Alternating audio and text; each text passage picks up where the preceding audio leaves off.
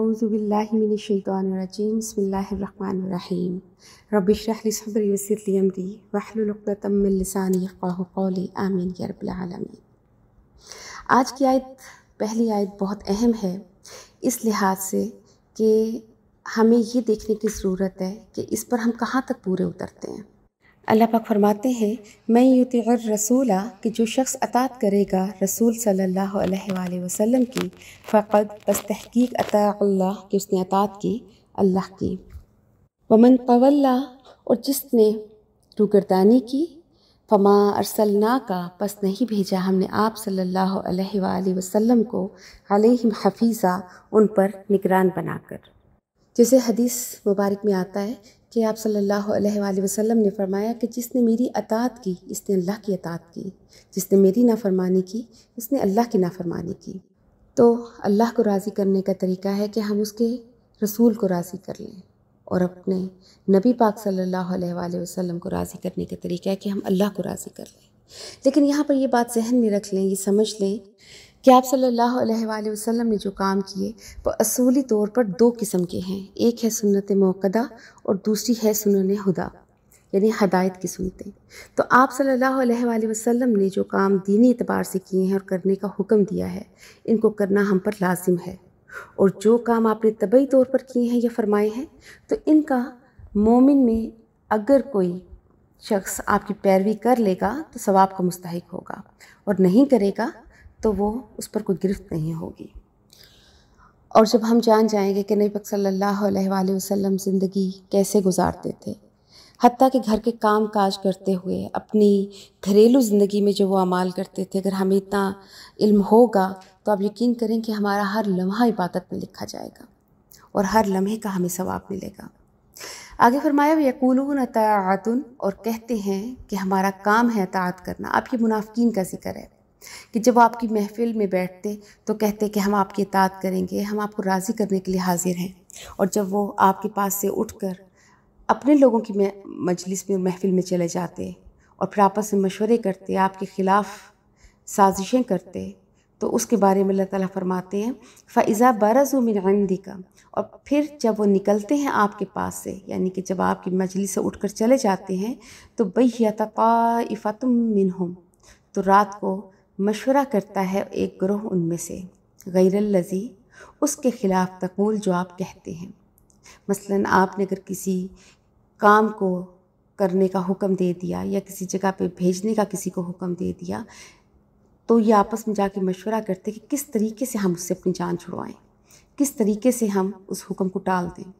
वल्लाहु यक्तुबु मा युबय्यितून, और अल्लाह लिखता है वो मशवरे जो रात के वक्त वो करते हैं। फ़ारिज़ अन्हुम, बस आप उनसे एराज़ करें। अब जैसे मक्की दौर में कहा जा रहा था कि कुफ़ू ऐदियाकुम, कि अपने हाथों को रोक लें, अभी कुछ अरसा इनको इनके हाल पर छोड़ दें, लेकिन अब ये मदनी सूरत है, उसमें अल्लाह ताला फरमा रहे हैं कि फ़ारिज़ अन्हुम, कि आप इनसे एराज़ करें, इनकी तरफ तवज्जो ना दें।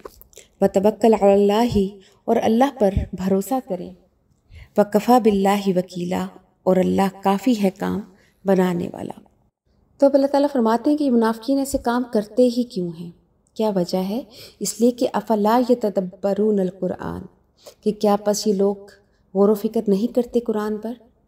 कि अगर ये कुरान को समझ जाते और इस यकीन के साथ कि ये अल्लाह का कलाम है, तो यकीनन वो कुरान उनकी ज़िंदगियों को बदल देता। नमाज तो मुनाफ़िकीन भी पढ़ते थे, मगर कुरान को ना समझने की वजह से उनके अमाल इस हद तक बुरे थे। तो अगर आप अपने ऊपर भी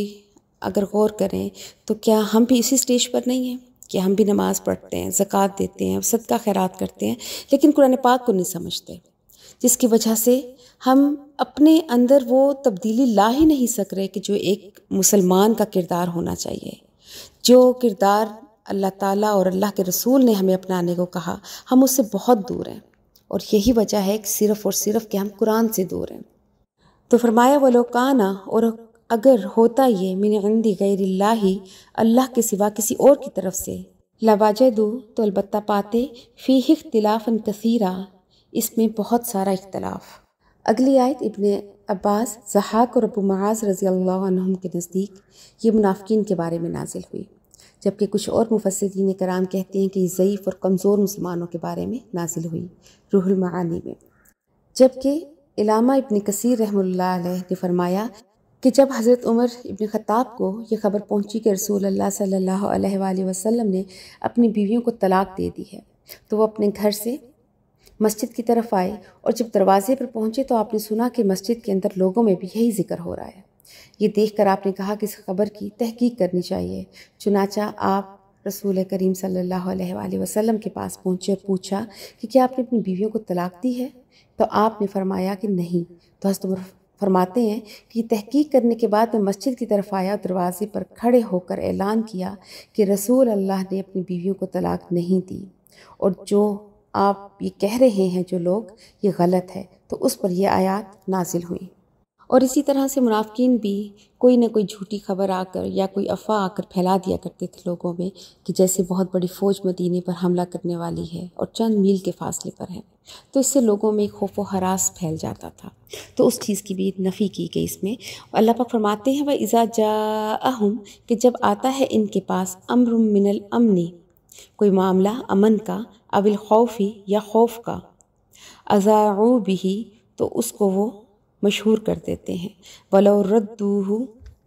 إِلَى الرَّسُولِ اور اگر لوٹاتے وہ اس معاملے کو رسول اللہ صلی اللہ علیہ وآلہ وسلم کی طرف، وَإِلَىٰ أُولِي الْأَمْرِ اور صاحب امر کی طرف، منہم ان میں سے، یعنی اس وقت جو رائے والے سمجھدار لوگ ہیں، اگر ان کی طرف اس کو لے کر جاتے تو لا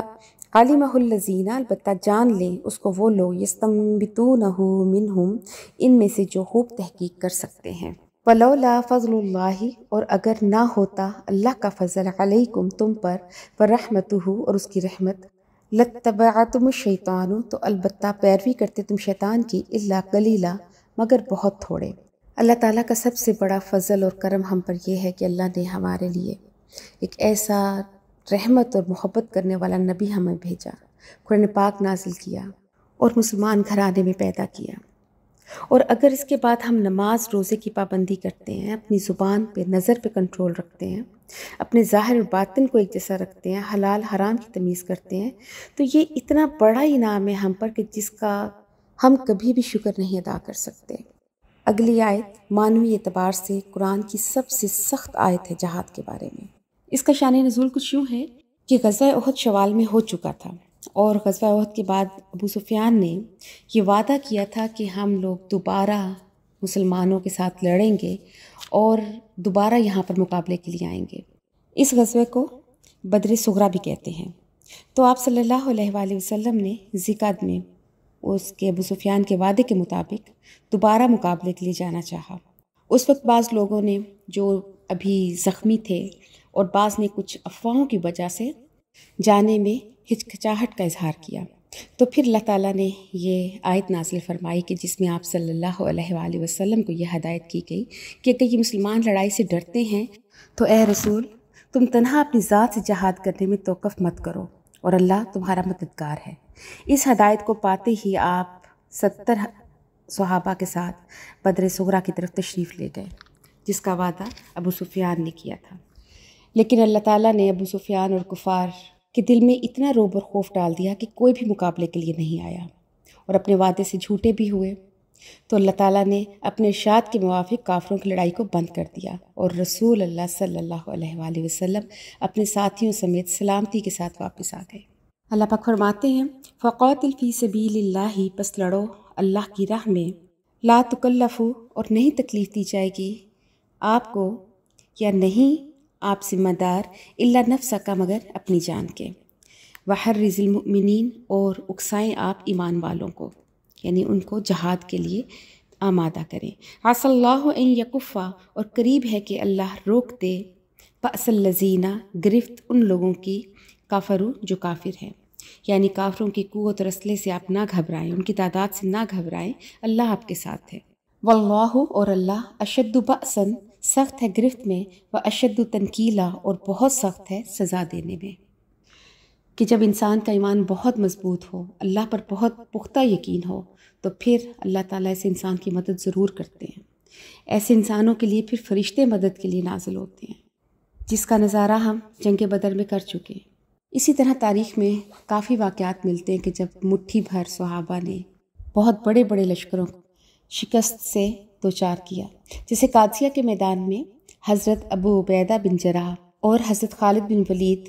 کی کمان میں لڑائی کے لیے صحابہ گئے۔ جب لڑائی بہت زوروں پر پہنچی تو انہوں نے پوچھا کہ حضرت ہمارے ساتھ لڑ لڑ کر لوگ تھک چکے ہیں، کچھ زخمی ہیں اور ایک طرف دشمنوں کی 60,000 تعداد ہے، تو اگر آپ مجھے اجازت دیں تو میں 60 آدمیوں کا 60,000 سے مقابلہ کروانا چاہتا ہوں۔ حضرت ابو عبیدہ بن جراح نے تھوڑا سا تامل فرمایا اور کہا کہ 60 آدمیوں کا 60,000 سے مقابلہ، لیکن پھر ان کا جذبہ دیکھتے ہوئے اجازت دے دی، اور پھر تاریخ میں موجود ہے کہ 60 نے 60,000 کا مقابلہ کیا اور باوجود اس کے کہ 60,000 کو شکست ہوئی اور 60 میں سے صرف 10 آدمی شہید ہوئے اور باقیوں کو اللہ تعالیٰ نے فتح نصیب فرمائی۔ اس بات پر یقین رکھیں کہ جب ایمان مضبوط ہو تو اس مضبوط ایمان کے مقابلے میں دنیا کا کوئی ہتھیار کام نہیں کر سکتا۔ کافر جتنا چاہے ہتھیاروں پر اسے تکبر ہو، اپنی فوج پر اس کو فخر ہو، لیکن اگر اس کے مد مقابل مسلمان جو بہت مضبوط ایمان والا ہے، اس کے اعمال درست ہیں، تو اللہ تعالیٰ اسی کو فتح نصیب فرمائیں گے، اللہ تعالیٰ فضل فرمائیں گے، رحمت نازل ہوگی اور فرشتے مدد کے لیے اتریں گے۔ مگر آج ہم مسلمانوں کا نہ تو ایمان مضبوط ہے اور نہ ہی ہمارے اعمال درست ہیں، اور اسی لیے ہر جگہ آج مسلمان صرف اور صرف ذلت اور رسوائی کی زندگی گزار رہا ہے۔ تو اللہ پاک سے دعا ہے کہ اللہ تعالیٰ ہمیں توفیق دے کہ ہم اپنے کردار کو اور اپنے اعمال کو قرآن اور سنت کی روشنی میں ایسا بنائیں کہ جس سے اللہ اور اللہ کا نبی ہم سے راضی ہو جائے۔ وآخر دعوانا ان الحمد للہ رب العالمین۔